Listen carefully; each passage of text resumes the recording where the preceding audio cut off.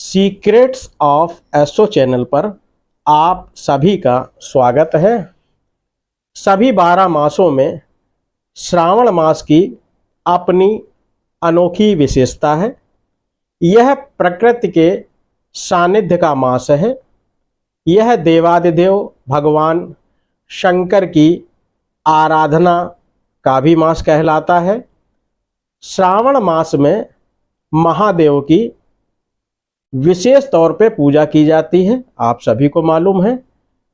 इस वर्ष श्रावण मास का प्रारंभ 22 जुलाई दिन सोमवार से हो रहा है और श्रावण मास का अंत भी जो है 19 अगस्त दिन सोमवार यानी रक्षाबंधन के दिन हो रहा है। इस प्रकार से कुल 5 सोमवार आपको शुभवार श्रावण में मिलेंगे।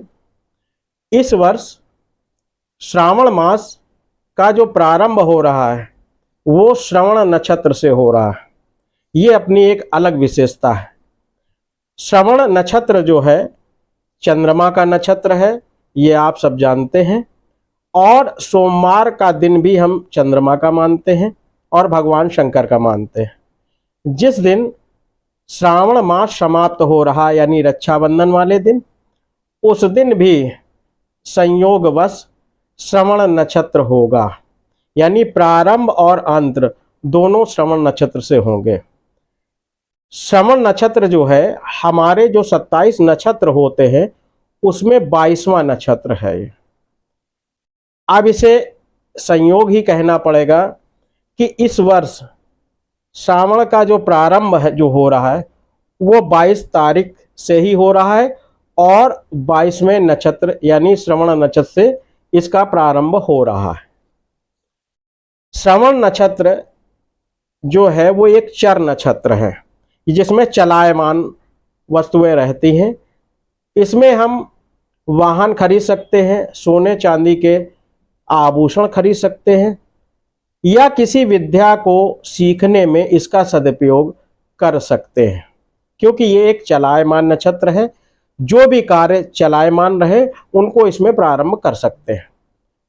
सोमवार के व्रत जिनको रखने हैं उनका प्रारंभ भी हम श्रावण मास में कर सकते हैं। हमें भगवान शिव की पूजा अर्चना एवं अभिषेक करते समय इस बात का विशेष ध्यान रखना चाहिए कि जब भी हम पूजन करें अर्चन करें तो हमारा मुख जो है वो उत्तर दिशा की तरफ होना चाहिए। यानी जो भी शिव भगवान से संबंधित पूजन अर्चन है हमें हमेशा अपने मुख को उत्तर मुख रखकर पूजा करना चाहिए। और हमें पंचाक्षरी मंत्र जो भगवान शिव का है नमः शिवाय, उसका जप यथासंभव यथा समय करना चाहिए। उसमें संख्या का बहुत ज़्यादा सदुपयोग करने की आवश्यकता नहीं है।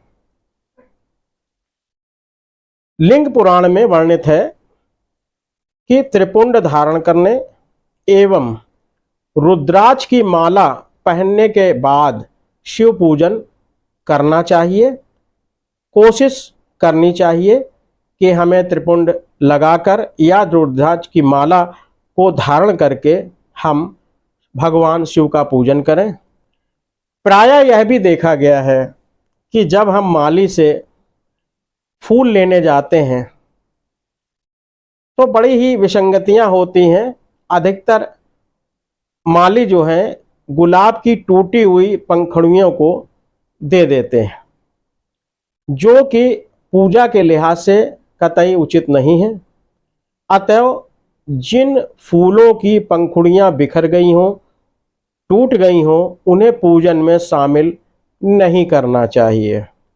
भगवान भोलेनाथ भावना के भूखे हैं, यानी भाव को प्रधान मानते हैं।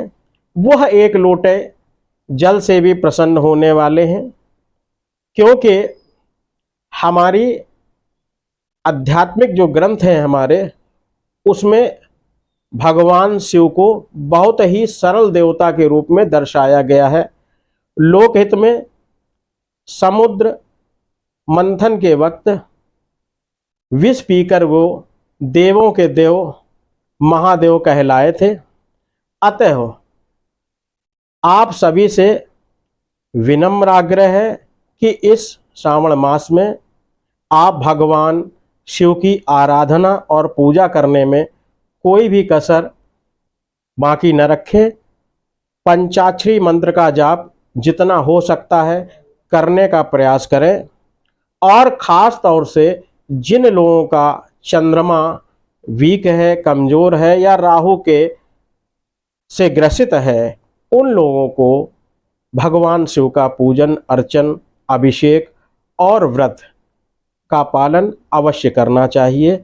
आशा है यह श्रावण मास आप सभी के लिए सुखकारी और आशीर्वाददायक होगा। धन्यवाद। राम राम।